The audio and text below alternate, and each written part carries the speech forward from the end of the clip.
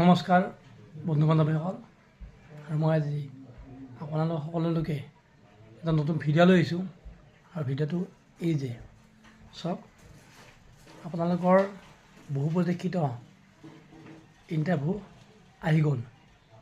আসাম ফৰেষ্টৰ পৰা আৰম্ভ কৰি আসাম পুলিচৰ পৰা ফৰেষ্টৰ 4th গ্ৰেডৰ পৰা ড্ৰাইভাৰৰ পৰা এই গোটেইখিনি ইতিমধ্যে বিজ্ঞাপন ওলাই গৈছে আৰু আপোনালোকে সকলোৱে এতিয়াৰ পৰা প্ৰেক্টিচ আৰম্ভ কৰি দিয়ক, মানে যাতে ইণ্টাৰভিউৰ আগমুহূৰ্তত আমাৰ টাইমিংবোৰ কমপ্লিট হৈ যায়।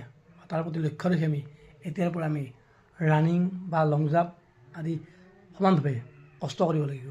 কাৰণ আমাৰ যিহেতু বহুত মানে কি আশা আৰু আসাম পুলিচত চাকৰি পোৱা বা আসাম ফৰেষ্টত চাকৰি পোৱা, সেই উদ্দেশ্যে আমি কি কৰিব লাগিব, আমাৰ যিটো লক্ষ্য বা উদ্দেশ্য আমি আগত ৰাখি আমাৰ কামবোৰ আমি কৰিব লাগিব। আৰু আপোনালোকে ইতিমধ্যে বিজ্ঞাপনৰ অনলাইনটো খোলা দিছে, আপোনালোকে নিশ্চয় অনলাইন কৰিছে আৰু যিসকলে কৰা নাই তেওঁলোকে মানে কি অনলাইনটো কৰি দিয়ক আৰু এতিয়াৰ পৰা মানে ফিল্ডত যাওক, ৰানিং কৰক, পূৰা দৌৰক আৰু লং জাম্প পোচাপে গোটেইখিনি মাৰি লওক, চিন আপ কৰক।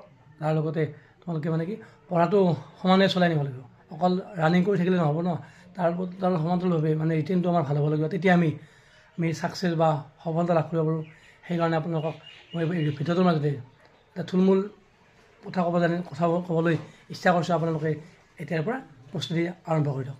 ধন্যবাদ।